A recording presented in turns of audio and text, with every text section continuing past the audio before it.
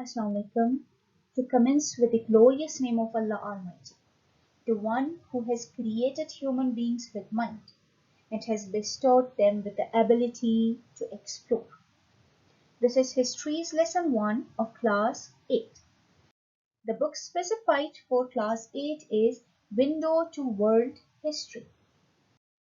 At the end of today's session, dear learners will be able to understand the age of exploration and its reasons. You will be able to discern the Portuguese expedition along with the famous explorers. This is Chapter 1, The Modern World. The first topic is Age of Exploration. Before engrossing in the main topic, I just want to ask my dear learners, can anybody speculate about the term exploration? Contemplate about this topic. Think deeply. Ask yourself, and when I change the slide, compare your words with the words present on the slide and then check. Yes. Exploration is the activity of searching and finding out about something. It is the discovery of information, especially for the first time.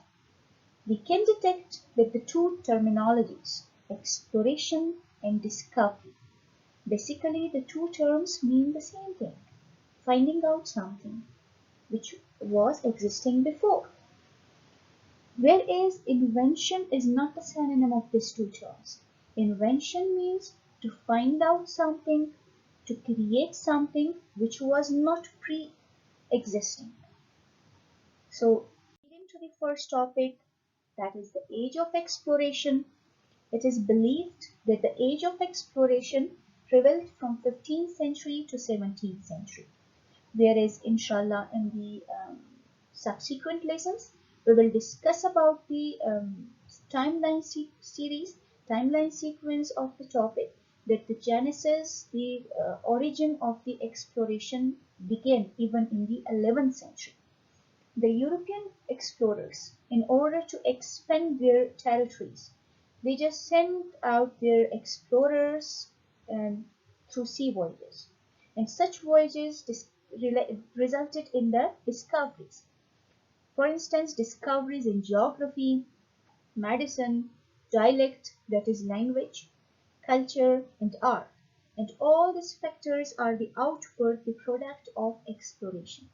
Since exploration is to learn and to grow, to learn from their voyage, from their experience, and on the basis of that experience, on the basis of that knowledge and learning, the country, the person, the continent should grow, should progress, and should develop.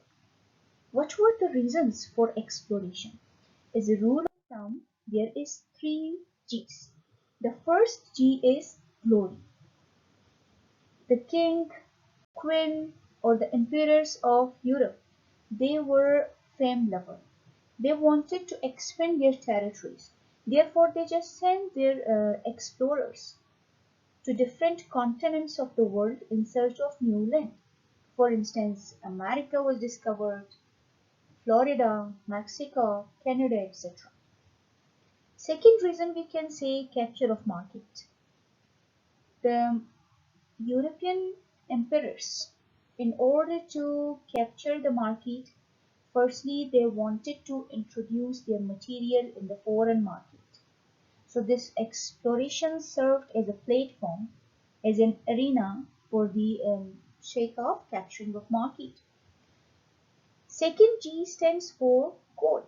They were gold lover, they were wealth oriented. In order to get supremacy, there was cutthroat competition, that the affluent, the rich emperor, rich king or queen was considered to be the supreme one. So this gold could be earned with the help of exploration. And finally, the third G stands for God.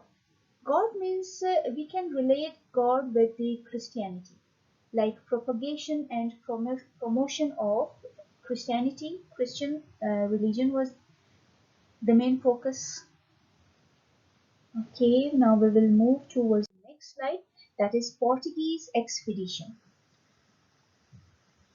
It was believed that 15th and 16th century, these 2 centuries were considered to be the shining periods of expedition for um, European explorers. Like their exploration were on the pinnacle of success, were on its peak. They established their trading posts in Asia and Africa in order to give the guarantee of Portugal is the sole power, is the single authority of spice trade. The Portuguese, they just made their trading posts, they settled their trading posts in India, Indonesia, Japan, and China. Finally, in the annals of history, Vasco da Gama's laudable voyage, it served as the pivotal and main ingredient in the Portuguese expedition. Vasco da Gama, just born in 1460 in Portugal, he took his first expedition on July 8, 1497. He sailed from Europe to India. Within few months, let us say January 1498, he reached near Mozambique. Due to sickness of his crew members, he rested there almost for a period of 1 month. He served certain achievements, like he possessed knowledge and new goods through his expedition, through the exploration of new sea routes from Europe to Asia. He just brought fabric, silk fabric, porcelain, jewelry items he brought. He united India and Europe by sea routes.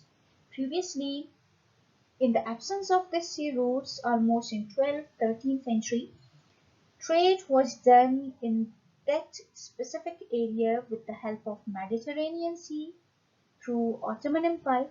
But when Ottoman Empire expanded, then Ottoman Empire used to impose higher taxes.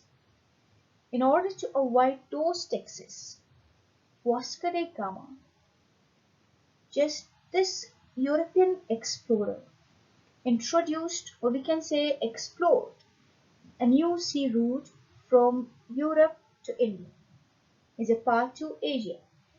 So this path just saved the surplus amount. That surplus amount was contributed by Vasco da Gama to Portugal's wealth.